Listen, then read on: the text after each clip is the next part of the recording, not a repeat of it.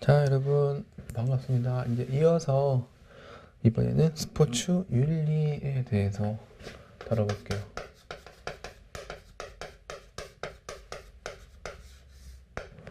스포츠 윤리 교재 몇 쪽인가요? 351쪽 351쪽이에요. 스포츠와 윤리 목차를 한번 정리를 해볼까요? 크게 세 가지가 있는 것 같은데요. 맨 처음에 스포츠의 윤리적 기초라는 게 하나 있고요. 그 다음에 스포츠 윤리의 이해라는 게 하나 있어요. 하나 있고, 그 다음에 윤리 이론이 하나 있죠. 윤리 이론 이렇게 있네요. 이건 각각 내서 설명을 한번 해볼게요. 자, 먼저 도덕, 그 다음에 윤리, 그리고 선, 이제 이런 게 비슷한 개념으로 등장하는 거예요. 그랬을 때, 좀 어려워요. 되게 도덕이냐, 윤리냐, 선이냐, 이거 되게 추상적이고, 그렇기 때문에 우리가 이제 구체적으로 딱 단정 지어서 말할 수가 없겠죠. 만약에 말할 수 있다면 이미 우리보다 더 앞선 사람들이 정리를 해놨을 거예요. 한번 교재에 뭐라고 나왔나 볼게요. 351쪽에 도덕은 사람이 사람으로서 행해야 할 도리와 또 그 도리를 자각해서 실천하는 행위다라고 얘기를 해놨어요. 그 다음에 개인의 심성 또는 덕행으로 모든 사람에게 공통적인 규범과 도리다. 이거를 도덕이라고 얘기를 했어요. 그 다음에 윤리는요, 사회적 양심으로 같이 살아가는 인간관계의 이치다. 그리고 선이라고 하는 것은 도덕적 실천의 기본이 되는 가치다. 이렇게 얘기를 했네요. 큰일 났어요. 도덕, 선, 이거 어떻게, 이거 우리가 할 수 있을까요? 자, 사람이 혼자 살지는 못하잖아요. 사람이 혼자 살지는 못하니까 어울려서 살죠. 그래서 여기다 이제 사람이 한 명이 있고 또 사람이 한 명이 있어요. 그럼 한 명만 있는 게 아니라 이렇게 쭉 사람이 이렇게 되게 많겠죠. 많게 있는데 그냥 그 중에 둘만 놓을게요. 둘만 놓고서 이렇게 두 사람 이상을 묶어서, 두 명만이 아니에요. 두 사람 이상을 묶어서 얘기하는 게 도덕이다 정도로 이해할 수 있을 것 같아요. 그래서 사람이 사람으로서 행해야 할 도리와 그것을 자각하는 거, 그 다음에 개인의 심성 또는 덕행으로 모든 사람에게, 이런 말 나오죠. 모든 사람에게다가 동그라미 혹은 표현을 해볼게요. 모든 사람에게 필요한 것들이에요. 모든 사람에게 공통적인 것들이에요. 그 다음에 윤리라고 하는 것은 뭐예요? 사회적 양심으로 같이 살아가는 인간관계. 같이 살아가는 게 맞아요. 맞는데 윤리라고 하는 것은 양심이란 부분이 있단 말이에요. 양심이란 이런 부분이 있다 보니까 아무래도 개인적인 측면이 조금 도덕에 비해서 강한 것 같아요. 도덕은 약간 사회적이라고 한다면, 그러니까 여러 사람이 관여된 모든 사람에게 이런 거라면 절대적으로 너무 이렇게 멀게 보면 안 되고 비슷한데 차이점이 그렇다는 거죠.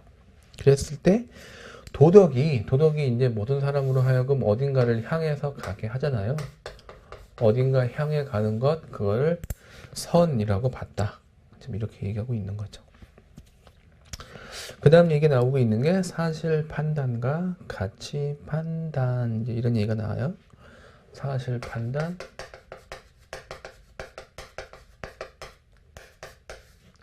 그 다음에 여기 판단이라는 거는 다 뭔가를 확인해 보는 거죠. 확인해 보는 거고, 사실은 말 그대로 하면 팩트예요. 팩트이기 때문에 팩트는 객관적인 무엇인 거죠. 가치는, 이거는 의미를 부여하는 거잖아요. value. 그래서 얘는 주관적일 수밖에 없게 되겠죠. 그래서 이 두 개는 같이 움직일 수도 있고, 뭐 때로는 따로따로 움직일 수도 있고, 어떤 사실에 근거해서 어떤 가치를 판단하는데, 이것이 뭐라 그럴까요? 사람마다 같을 수도 있고, 사람마다 같을 리는, 근데 우리가 말은 같을 수도 있고 다를 수도 있어요 라고 이렇게 얘기를 하겠지만, 같은 경우는 그렇게 많지는 않은 것 같아요. 사람이 오죽하면 10인 10색이라고 하잖아요. 10인 10색.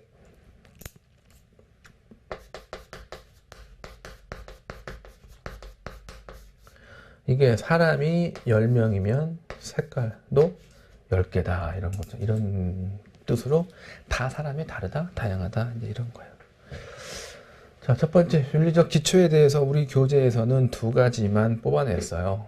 도덕, 그 다음에 윤리선 요 개념 하나 하고, 판단에 대해서 사실 판단, 그 다음에 가치 판단 요거 두 개만 끄집어냈죠.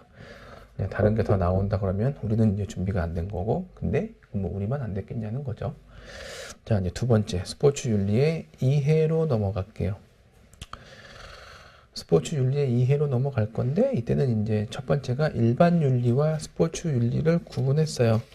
그러면서 스포츠 윤리의 어떤 독자성이다 이렇게 나왔는데, 뭐 다른 말로 하면요, 차별성이라고 이해를 해도 될 것 같아요. 즉 스포츠 윤리가 일반 윤리와 어떻게 다르냐 하는 얘기를 하고 있는 거예요. 일반 윤리를 좀 볼게요.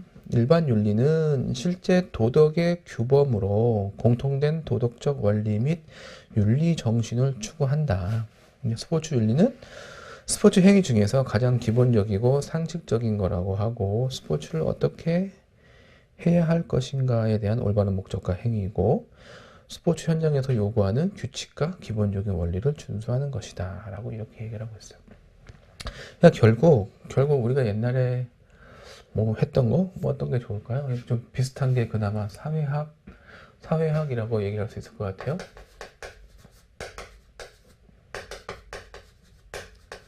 스포츠 사회학을 우리가 다루면서, 사회학이라고 하는 것은 사회 현상이라고 하는 것을 탐구하고 분석하고 설명하고 뭐 규명하고 이런 거였잖아요. 이게 그냥 사회학이었잖아. 그냥 일반 사회학이라고 할까요? 근데 여기가 스포츠라는 말이 붙어 있잖아요. 그러니까 여기서는 이 스포츠 사회학은 요거와 연결지어서 첫 번째, 스포츠를 사회 현상으로서 스포츠를 살펴보거나, 아니면 스포츠 현장에서 발생하는 이런 것들이 적용이 되는 거예요. 이렇게 두 가지 측면에서. 그래서 뭐 정치, 경제, 사회, 문화 이제 이런 쪽으로 가는 거, 거시 이쪽으로 가는 거, 뭐 미시 이렇게 바라볼 수가 있는 거죠. 이것처럼 지금 교재에서 얘기하고 있는 게 일반 윤리와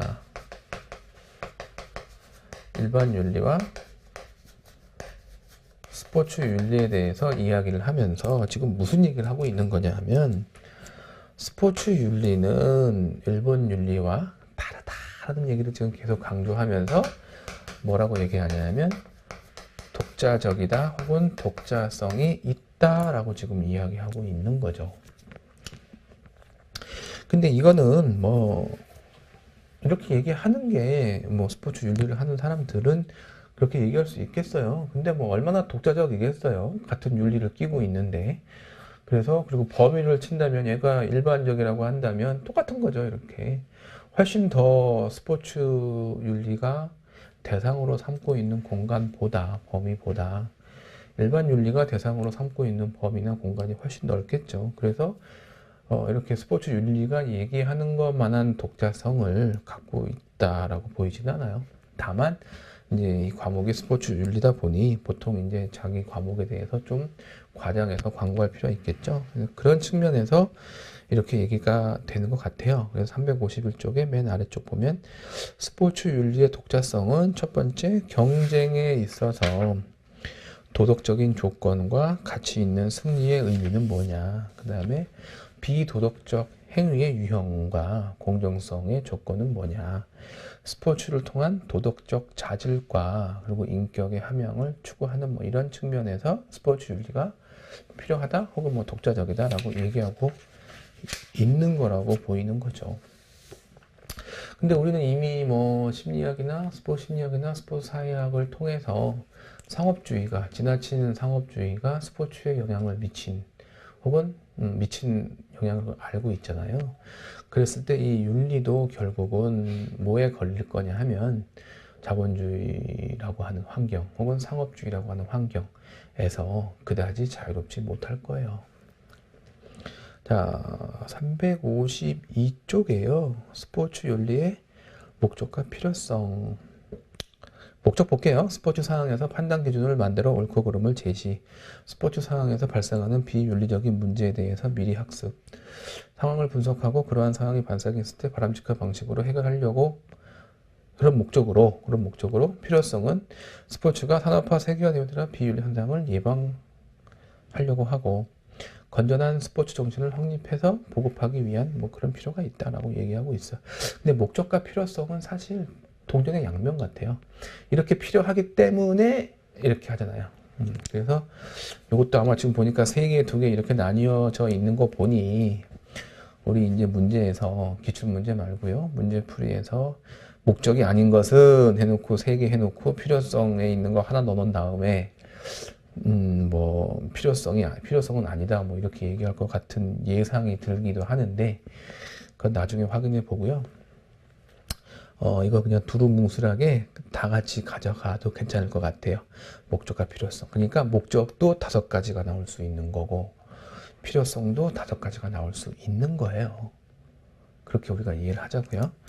그래서 두 번째 챕터가 마무리됐고요. 세 번째 스포츠 윤리와 스포츠인의 윤리는 그럼 뭐냐?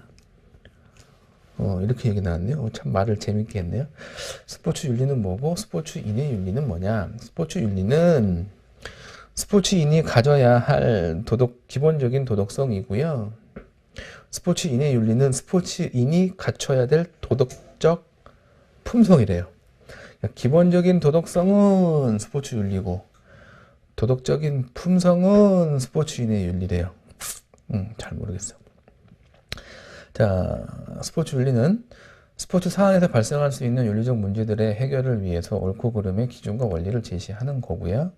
그리고 윤리적 원인에 대한 해결 방안으로서 뭐 인간성 회복과 감성의 스포츠 교육이 필요하다. 근데 이거는 뭐 스포츠 교육만 한다고 되는 문제가 아니고 사회 분위기가 이걸 따라줘야겠죠. 그 다음에 스포츠인의 윤리에서 스포츠 활동을 하면서 상호작용하는 사람에서 갖춰야 될 덕목이 스포츠인의 윤리고 진정한 스포츠인으로 거듭날 수 있도록 하는 도덕적인 품성이고 조금 구분이 애매하겠네요. 이것도 아마 뭐 기출인지는 잘 모르겠지만 문제풀이에서 스포츠 윤리, 스포츠인의 윤리 구분하게 물어보지 않을까 하는 생각도 또 막연히 들어요. 자, 여기까지가 지금 이제 스포츠 윤리에 대한 이해가 마무리됐고요. 자, 윤리 이론 살펴볼게요. 첫 번째, 윤리 체계. 윤리 체계 모두 몇 가지가 있는 거예요? 4가지가 있네요. 4가지가. 결과론적 윤리 체계, 의무론적 윤리 체계, 목적론적 윤리 체계, 동향사상과 윤리 체계. 맨 마지막도 동향적 윤리 체계. 뭐 이렇게 하면 어떨까 싶기도 한데. 하여튼 좀 안타까운 건 결과론적 윤리 체계가 이렇게 있으면 뭐 과정론적 윤리 체계 이런 건 있지 않을까 싶기도 하고요. 하여튼 이런 내용들을 봤을 때 좀 여러 생각이 들어서 저도 이제 편하게 한번 던져봤어요. 결과론적 윤리 체계라는 것은 뭐냐 하면 어떤 행동의 어떤 판단을 결과에 초점을 두는 거예요. 결과에. 그래서 그 결과, 의도 말고 결과에 초점을 두면서 뭔가를 판단하는 거, 같이 판단하는 거겠죠. 도덕이 됐건. 의무론적 윤리 체계라는 것은 스포츠에서 어떤 그 행위가 도덕적 의무를 완수했는가, 준수했는가. 도덕적 의무, 도덕적인 측면, 여기서 이렇게 했던 이 측면을 완수했느냐. 그 다음에 목적론적 윤리체계. 목적론적 윤리체계는 행위자에게 초점을 둬서 어떤 사람이 되어야 하는가에 관심을 둔 그런 체계라고 해요. 그 다음에 나머지 이어지는 게 동양사상이네요. 유가, 불교, 묵가. 그 다음에 가치 충돌, 윤리 이론에 있어서 윤리 체계는 이렇게 지금 네 가지로 얘기를 했어요. 윤리 체계가 네 가지였어요. 맨 처음에 뭐냐 하면은 결과론적 윤리 체계, 그 다음에 의무론적 윤리 체계, 그 다음에 목적론적 의무 체계, 그 다음에 뭐 동양, 이렇게 설명하고 있네요. 간단히 얘기하자면 이거는 결과물은 똑같다는 거예요. 우리 그 법에 보면 정상을 참작한다 뭐 이런 거 있잖아요. 예를 들어서 사람을 죽인 자는 사형에 처한다라고 했어. 근데 이제 여러 가지 경우가 있는 거죠. 내가 다른 사람의 배트맨 같은 거 보면 배트맨 부모님이 돌아가시잖아요. 강도에 의해서 이제 뭐죠? 보석, 현금 뭐 이런 걸 빼앗기고 이제 뭐 일부러 죽이려고 했던 건지 잘 모르겠지만 하여튼 그렇게 죽었어요. 그래서 그 범인을 잡았다고 쳐요. 그럼 사람을 죽였으니까 사형이야. 자, 근데 또 이제 어떤 경우가 있냐면 누가 나를 죽이려고 하는 거야. 그러다가 이렇게 하다가 어떻게 우발적으로 이 사람을 오히려 죽였어. 그럼 나도 죽였죠. 근데 죽이는 어떤 서로 살인을 하게 된 배경이 다르잖아. 저 배트맨 쪽은 뭐냐면 그 사람의 재물을 내가 빼앗기 위해서 죽였어. 나는 내가 살기 위해서 누굴 죽였어. 서로 다르죠. 그러면 처벌도 약간 달라야겠죠. 그러나 결과론적이라는 거는 결과가 같잖아요. 둘 다 배트맨이건 저건 사람을 똑같이 죽였으니 얘는 둘 다 사형이야. 이런 식의 어떤 의무, 윤리 판단을 하는 것, 결과론이라는 거예요. 의무론이라고 하는 거는 도덕적인 의무를 했냐 안 했냐 이런 얘기잖아요. 어떤 사안이 생겼을 때 이건 뭐가 좋을까요? 어떤 예가 좋을지 잘 모르겠는데 어떤 사건이 생겼고 이 사건이 결과론적으로는 똑같을 거예요. 똑같을 건데 그 돌아오는 과정에 있어서 그 진행되는 과정에 있어서 도덕적인 의무를 다 했냐 안 했냐에 따라서 윤리적인 가치 판단이 달라지는 걸 얘기하는 거겠죠. 예를 들어서 뭐 뺑소니 같은 경우 그럴 수 있을 거예요. 뺑소니를 사고를 냈어요. 내가 뺑소니 사고를 냈어. 그리고 내가 그냥 도망가 버렸어. 그리고 내가 뺑소니 사고를 냈어. 그런데 이미 사고를 낸 건 어쩔 수 없으니 내가 경찰도 부르고 뭐도 하고 기본적으로 해야 할 걸 다 했단 말이에요. 그러면 같은 뺑소니 사고를 냈어도 결과론이라고 한다면 같은 뺑소니 사고니까 같은 결과를 받아야겠지만 나는 내가 해야 할 어떤 의무를 했잖아요. 상당히 많이 했잖아. 그러면 그냥 뺑소니 치고 도망간 사람에 비해서는 좀 더 경감된 어떤 그런 처벌 혹은 윤리적인 지탄을 받을 수 있지 않을까 하는 거 의무론이에요.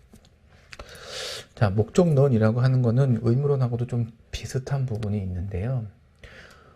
그 행위를 한 목적이 어디에 있냐로 판단이 되는 거예요. 아까 맨 처음에 얘기했던 게 결과론으로 봤을 때 배트맨 그리고 이제 제가 둘 다 서로 살인을 했죠.